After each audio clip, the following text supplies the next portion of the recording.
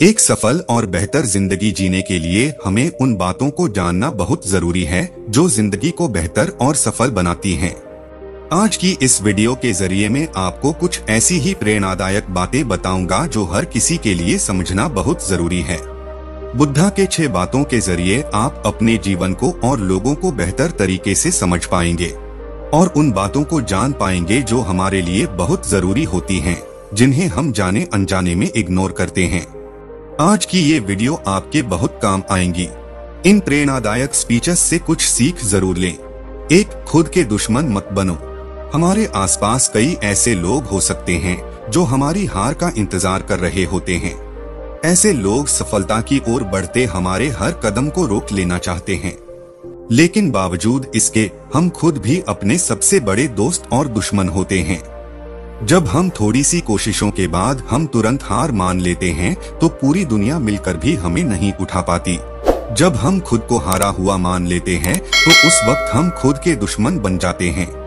लेकिन जो लोग खुद को गिरने के बाद उठाना जानते हैं और खुद को यकीन दिलाते हैं कि एक कोशिश और करने से काम बन सकता है, वो लोग अपना दोस्त बनकर अपने आप को सफल बनाते हैं। कोई भी उस व्यक्ति को नहीं हरा सकता जो कभी हार नहीं मानता।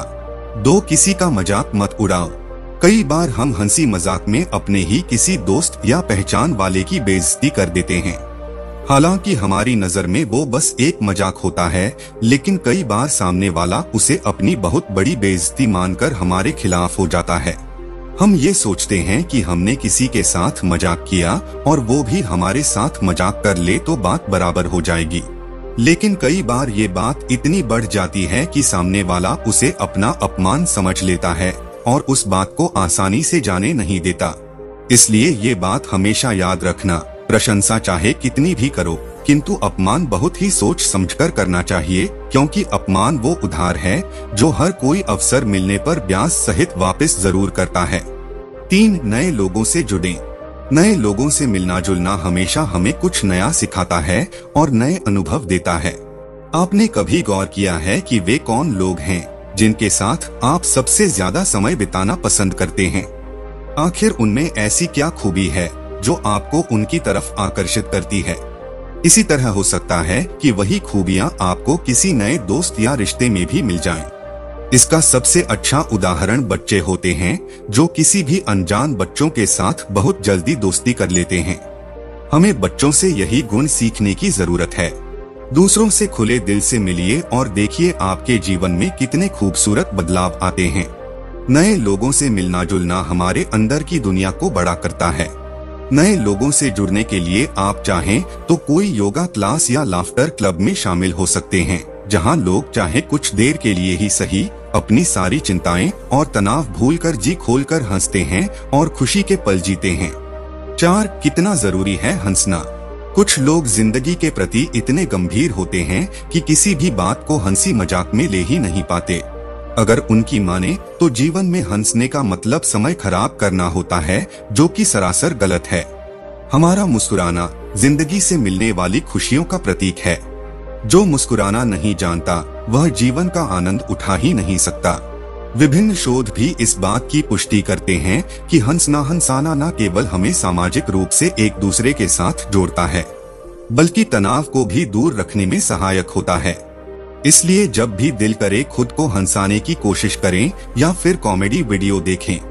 हंसने से टेंशन कम होता है और फालतू की चीजों से हमारा ध्यान भी हटता है।